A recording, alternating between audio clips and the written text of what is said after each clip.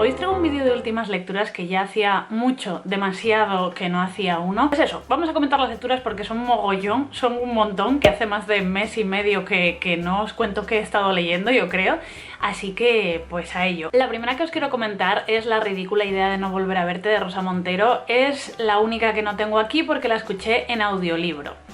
Yo no soy muy fan de los audiolibros y no creo que me enganche a ellos, sinceramente, pero esta experiencia, escuchar este libro, me ha gustado mucho. Yo lo escuché en Audible, que es una plataforma que descubrí que por ser Prime tenías 3 meses gratis de audiolibros y pues por eso me la escuché básicamente, pero creo que está en más servicios. Echar un vistazo porque está súper bien. Lo que es el audiolibro está muy bien porque está narrado por la propia Rosa Montero y eso es muy guay. Y dentro de que a mí no me gusta escuchar novelas, y lo he intentado varias veces y no me encaja, este tipo de libro que es no ficción me encaja mucho mejor porque al final es como escucharte un podcast. El libro seguramente ya sepáis de qué va porque es bastante conocido, yo se lo vi a varias personas ya recomendado y por eso me animé también a ponerme con él y me ha gustado muchísimo. De hecho tengo muchas ganas de seguir con la autora, tengo el de Lágrimas en la lluvia esperando, además tengo muchas ganas de leer novela. Pero bueno, si no sabéis de qué va, es un poco la historia de Marie Curie, lo que pasa que nos la va contando entrecruzando su propia vida, la vida de Rosa Montero, sus propias opiniones.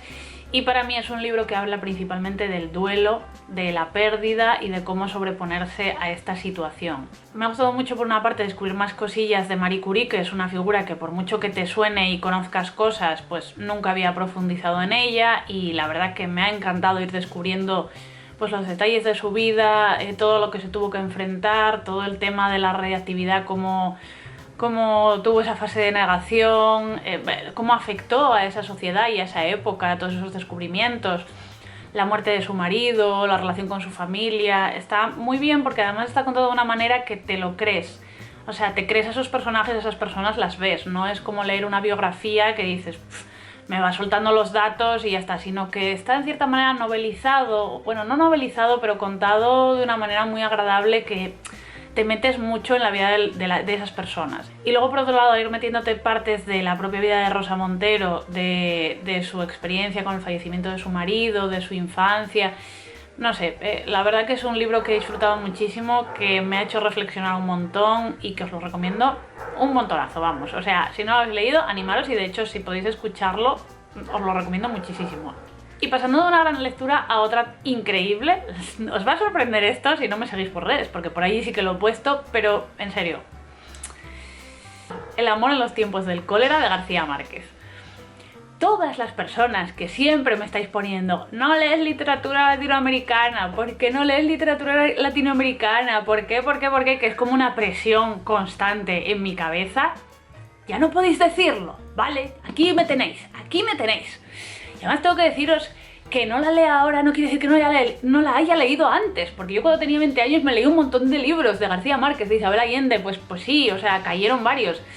Pero bueno, que ahora mismo no es lo que más me apetece. Y aún así, cuando me pongo, me pasa como con la literatura española, que me cuesta mucho ponerme con ella, pero cuando me pongo la disfruto una barbaridad. Y eso es lo que me ha pasado con este libro, al que le he dado 5 estrellazas súper merecidas y que me ha tenido atrapada en su lectura. Me tuvo a principios de año como un mes y pico enganchada con sus personajes, con esa manera tan maravillosa de narrar que tiene García Márquez.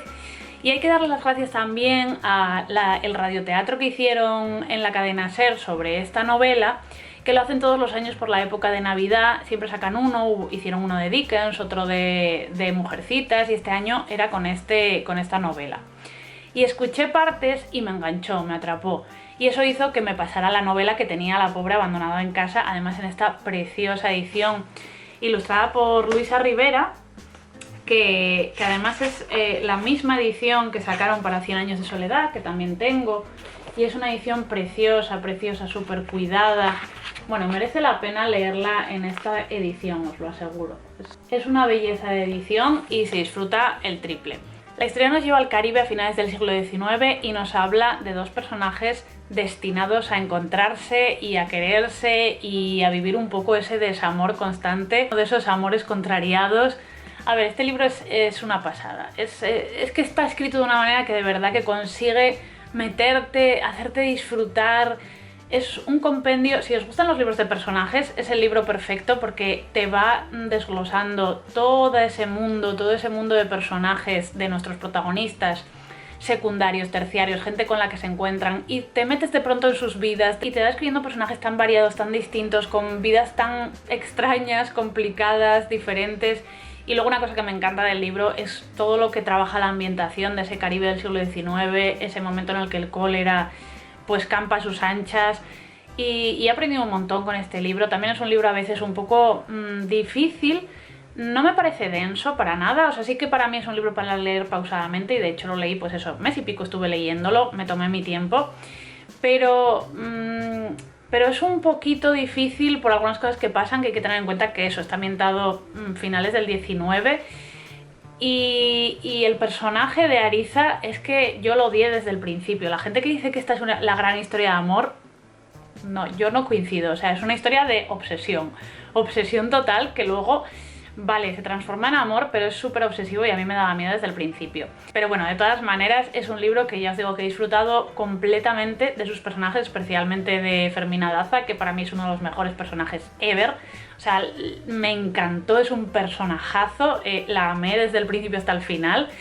Y bueno, pues una historia para dejarte llevar, para dejarte absorber por su ambientación, por la manera que tiene de escribir los personajes, por todo. Es un libro que disfruté muchísimo, muchísimo. Otro libro que disfruté mucho, aunque no tiene nada que ver, es Sueños de felicidad, de Lisa Si, que es la segunda parte de dos chicas de Shanghái. Es un poco extraño porque este primer libro recuerdo haberoslo recomendado hace tiempo y me había gustado, pero no entusiasmado. O sea, la primera parte se me hizo como muy... me costó, por las protagonistas me resultaban súper insufribles, pero luego acabó enganchándome mucho. Y en cambio, este libro ya desde el principio, yo creo que porque ya conocía un poco el estilo de la autora, conocía los personajes, me atrapó desde el primer momento. Ya veis que es muy gordito, lo disfruté un montón. Nos narra toda la parte del gran salto adelante de Mao en la China comunista. Es desolador, es angustioso, no es algo que no conociera porque ya he leído varios libros de este tema, pero está muy bien contado, muy bien narrado, reúne a los personajes de una manera que al menos al final consigues tener un brillo ahí de esperanza, que no es todo horror, que es lo que pasaba un poco en el primer libro, que parecía que no había lugar para la esperanza, todo era mal. Pero bueno, me parecen dos libros estupendos para aprender más sobre China, la China de principios del siglo XX, bueno, llega hasta los 70, 80 o cosas así, creo recordar. Es un poco saga familiar también.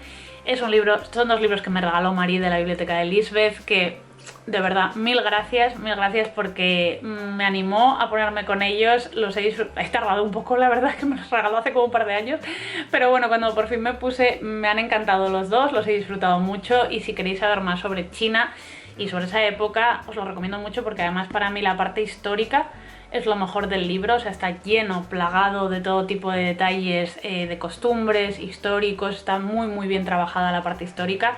Y bueno, pues ya por eso para mí mereció muchísimo la pena, lo disfruté mucho y claro, voy a seguir con Lisa Si sin duda. Luego tenemos un libro que no disfruté mucho, desgraciadamente, que es Las 10.000 puertas de enero de Alix Harrow.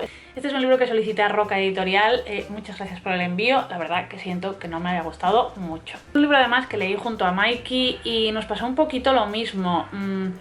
A mí me resultó muy frustrante porque es una historia llena de buenas ideas, pero que se pierden por el camino, que no llegan a ninguna parte, que es todo un poco palabrería y luego se queda como... no sé, quizás sea por toda la expectativa que yo le tenía, porque la autora, he leído varios relatos de ella que me encantaron, o sea, me gustaron muchísimo, tanto en el Matreon de Crononauta como en el blog de Marcheto hay varios relatos y me gustaron un montón, y me da rabia que luego en largo se me haya quedado tan... sin más, o sea, una lectura que prometía mucho más de lo que luego nos dio.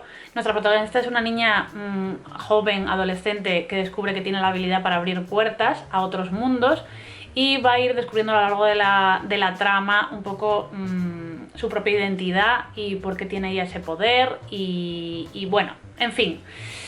Es un libro de verdad que le vi los hilos. ¿Sabéis cuando ves un libro que ves al autor, ves cómo lo está haciendo, cómo está forzando la historia?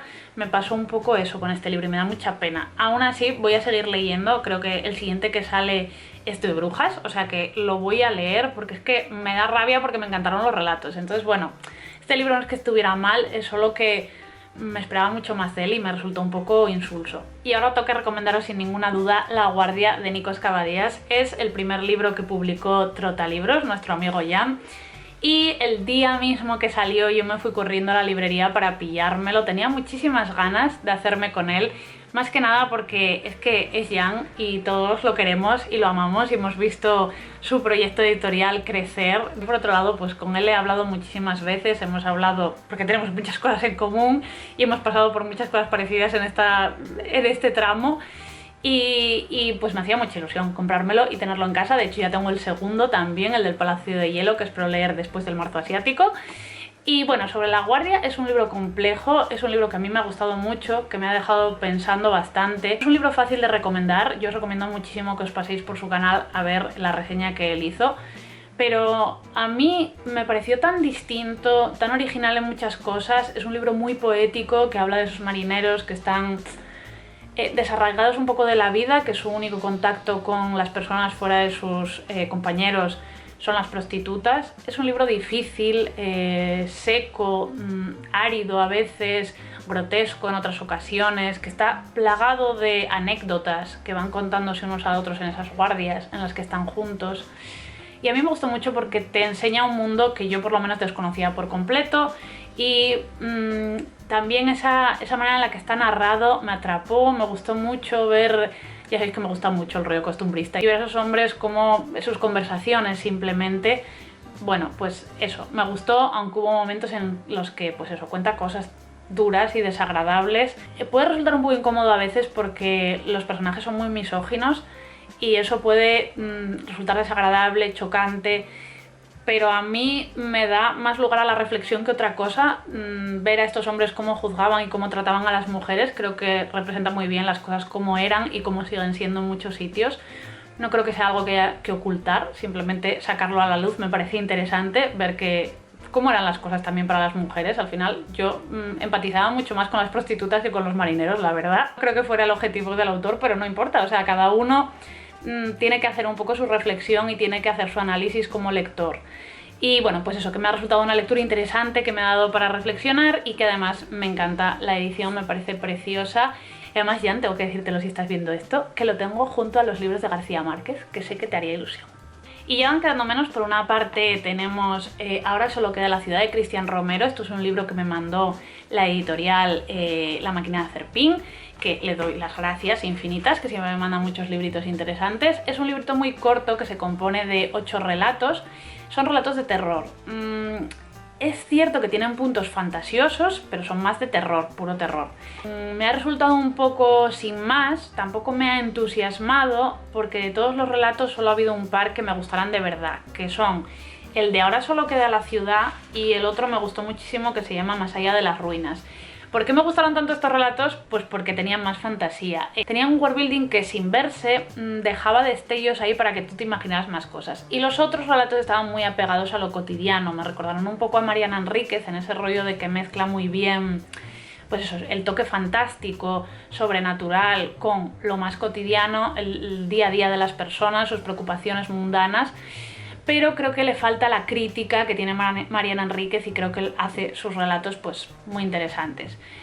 A mí, como no soy especialmente fanática del terror, me gusta, pero en pequeñas dosis, estos relatos se me hicieron un poco quizá excesivos para mí, para mi propio gusto, porque me faltó más fantasía, que es lo que a mí me gusta. Si os gusta el terror, de todas maneras os lo recomiendo, porque son relatos interesantes, distintos también, y son muy cortitos, te los lees muy bien para ir mezclando con otras lecturas y bueno, pues ahí queda. También me leí El fin de la infancia, de Arthur C. Clarke, que es uno de esos clásicos de ciencia ficción que llevaba 1000 millones de años en mi lista de pendientes. O sea, Dios mío, ¿cuánto tiempo lleva este libro en mi lista de pendientes?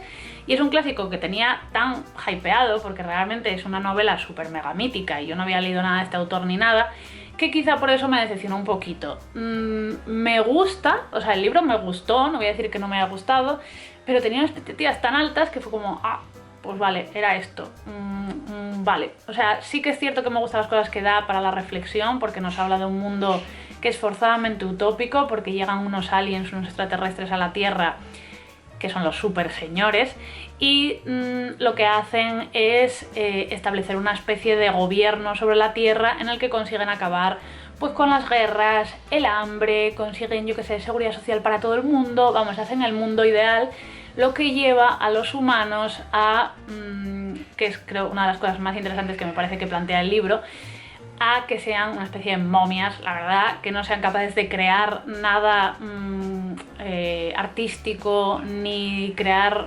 literatura, ni arte de ningún tipo, porque no tienen nada que hacer en la vida, o sea, son auténticas momias a las que controlan y al final pierden también el libre albedrío porque es que los están gobernando en todo momento.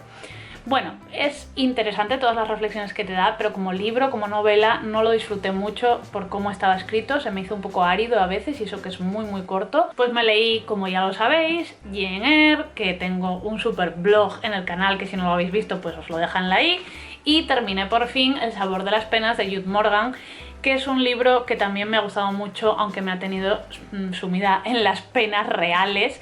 Es un libro muy oscuro y muy denso que habla de la vida de los hermanos Bronte y te pone muy bien en la situación, en la vida de estos personajes, de estas personas reales. Te metes muy bien en ese microcosmos que tenían los Bronte. Creo que es un libro perfecto si os gustan las hermanas Bronte, creo que es un complemento ideal, creo que lo vais a disfrutar mucho. Pero sí que os digo que es un libro muy triste, muy denso, muy oscuro. A mí me angustia un poco a veces, no sé por qué, pero a mí la vida de estas hermanas siempre me afecta mucho ver lo mal que lo pasaron, la vida tan oscura que llevaron y tan triste. Siempre me angustia, hay muy pocos momentos de luz en este libro. Aún así, la parte final es la que más disfruté porque realmente nos habla de cómo ellas comienzan a escribir, empiezan a publicar, empiezan a ser reconocidas y a pesar de todos los fallecimientos que se suceden y las desgracias, al menos al final pues conoces a una Charlotte que ve un poquito pues ese reconocimiento a una vida un poco truncada en muchas otras cosas. Y desde luego me gustó muchísimo ver a las otras hermanas, aunque Charlotte sea la protagonista realmente, es de la que más sabemos. Sí que me gusta esa perspectiva que tenemos de Anne, que tenemos también de Emily, que es un personaje que a mí me fascina, de las tres hermanas es la que más me fascina, ya lo sabéis, y incluso de Branwell, un personaje detestable en muchas ocasiones, pero bueno, también puedes llegar a entenderlo en algunos escasos momentos, de su padre, de bueno, toda la gente que conocieron, el romance de Charlotte así tan intenso con su profesor, bueno, todos esos detalles que siempre has leído sobre ellos, verlos novelizados es muy guay, la verdad, que es un libro que disfruté mucho, que tiene una atmósfera que te recuerda mucho a las novelas de las Bronte, muy intensa, melancólica, triste, angustiosa a veces, la verdad que lo recoge muy bien y si os gustan las Bronte, desde luego tenéis que leerlo. Y esos son todos los libros de los que os tenía que hablar, que ya veis que son un mogollón, eran un montón y tenía que hablaros de ellos antes de que llegara el marzo asiático, que bueno, ya me he metido en el marzo asiático, o sea que nada.